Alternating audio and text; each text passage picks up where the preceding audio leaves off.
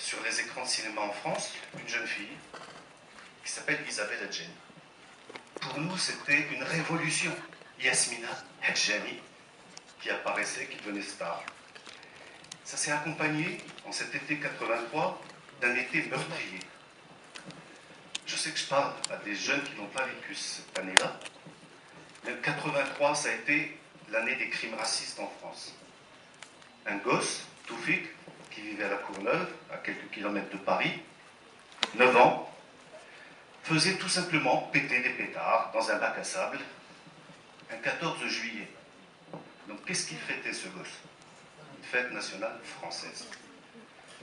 Un type, excédé par le bruit des pétards, a visé de sa fenêtre, il a tiré, il a tué Toufik d'une balle en pleine tête. Une dizaine de jours après, là donc c'était Paris, dizaine de jours après, à Lyon, un jeune, qui s'appelait Wahid, passe dans une rue et remarque une super voiture, une Lamborghini. Réflexe normal chez un gamin de 18 ans, il voit une Lamborghini, une belle voiture, il se penche et il regarde par la vitre pour voir l'intérieur. Le propriétaire de la voiture, aussitôt bien sûr, un basané cheveux crépus qui regarde sa voiture, tire, il le tue. Le gamin avait 17 ans. Troisième crime raciste. Peut-être que ça dira quelque chose à certains d'entre vous. Ce jeune, il avait 25 ans, il s'appelait Habib. Au fur et à mesure que je vous redis ces noms-là, ça me prend, c'est quelque chose d'assez dur à revivre, même 20 ou 30 ans après. Habib avait 25 ans, c'était un jeune Algérien qui ne vivait pas en France, qui était venu en touriste et qui était dans un train qui faisait Bordeaux-Vintimille. Il était seul dans son compartiment, il allait rendre visite à sa famille. 6 légionnaires sont montés dans le train, ils l'ont massacré. Et pour couronner le tout, il n'était pas mort, ils l'ont défenestré. Ça a créé une émotion dans la communauté maghrébine, on disait comme ça, maghrébine, immense. Et peut-être que certains d'entre vous connaissent le film Train d'enfer. Non, ça vous dit rien? Dommage. Ouais. Train d'enfer, c'est un film qui a été fait par Roger Hanin et qui raconte cette histoire du jeune Algérien qui a été défenestré par des militaires du train Bordeaux-Vintimille. Ça a été la goutte qui a fait déborder le vase. On s'est retrouvés 9, à l'époque on disait jeunes maghrébins de France, à dire stop. Et on a rencontré un homme fabuleux, un prêtre, qui s'appelle Christian Delorme, et qui était prêtre dans une cité de Lyon qui s'appelle les Minguettes. Un prêtre, vous en connaissez tous, monsieur tranquille, gentil, pépère, qui aimait partager, et qui nous a dit, la seule façon de lutter contre le racisme, la seule façon de faire taire ceux qui commencent à crier que vous êtes des boucs émissaires, c'est quelque chose de non violent, qui va marquer les esprits. On était 9. Sur les 9, j'étais le seul d'origine marocaine. Les autres étaient des enfants d'Algériens du Tunisien, ou bien aussi ceux qu'on appelle les enfants de Harki. Et on a décidé de faire une marche qui partirait de Marseille pour aller jusqu'à Paris à pied, d'aller de ville en ville, pour dire non au racisme, oui à l'égalité des droits, oui à l'égalité des chances.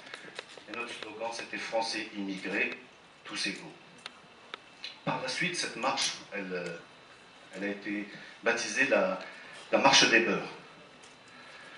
Voilà, comme on l'avait illustré, une pantoufle et une babouche, pour dire que Français immigrés, on était main dans la main, et on a traversé la France. Alors avec des bons souvenirs, des mauvais souvenirs, des insultes, des choses positives. Peut-être que la chose la plus qui me revient comme ça en tête, c'est quand on est arrivé à Lyon.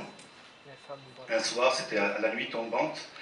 On est allé à la cité des Minguettes, une cité où il n'y avait pratiquement que des immigrés maghrébins.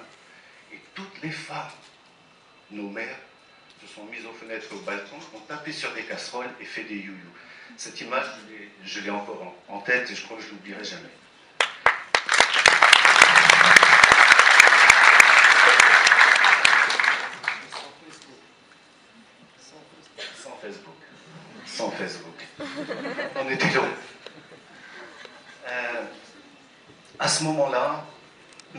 arrivé à Paris le 3 décembre 1983, j'avais 16 ans.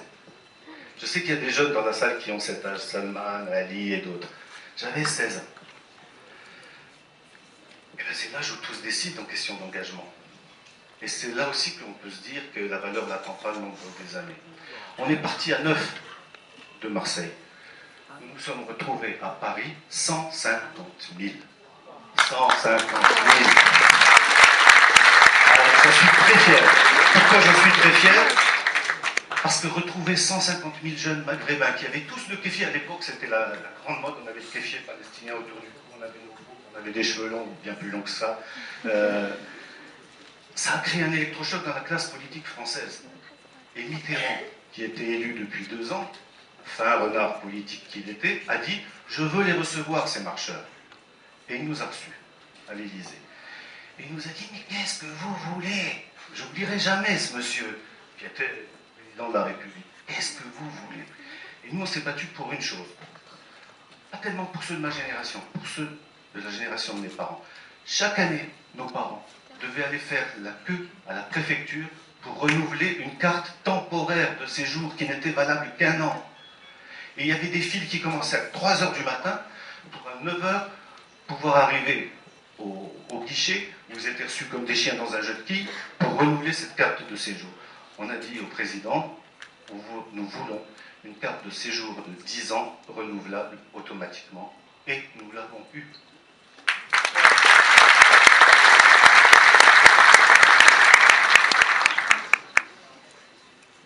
On s'est engagé dans la culture, le social, l'associatif.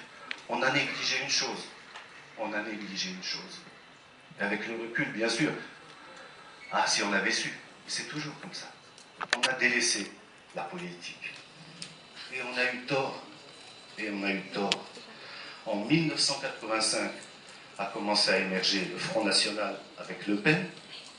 En 1986, la première ville en France qui est tombée à droite, à l'extrême droite, dont le maire élu était un Front National, c'est Dreux. C'était un cataclysme. Une ville en France administrée par quelqu'un de l'extrême droite. Quelqu'un qui n'avait pas honte de dire les immigrés dehors. Il s'appelait Stirbois. Je me souviens de ce nom.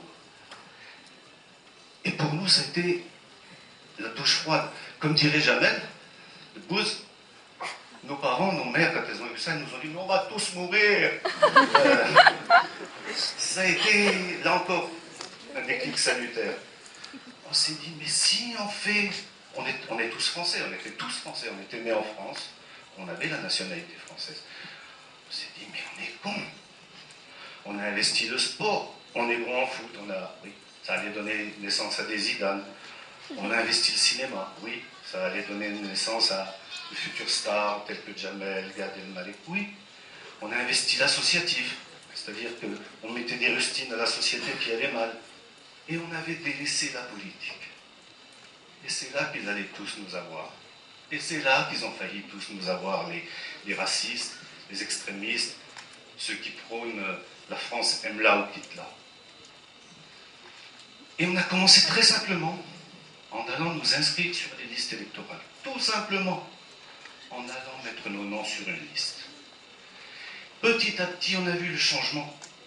Les candidats qui voulaient être élus dans les municipalités, qui voyaient des noms, Mohamed, Yassine, Aïcha, Fatima, commençaient à dire « Ah, il y a un électorat qui se réveille ». Et du jour au lendemain, ils nous ont reçus. On a eu des subventions pour nos associations. On a commencé à comprendre que nos parents avaient le droit de ne pas prier dans des caves. L'islam des caves. Ils ont commencé à comprendre que nous avions le droit de prier, de pratiquer notre religion dans des lieux dignes de ce nom, des mosquées. Petit à petit, les choses ont commencé à changer politiquement. Ça n'a pas été facile. On n'a pas toujours tout compris. On a pu se faire avoir, sûrement.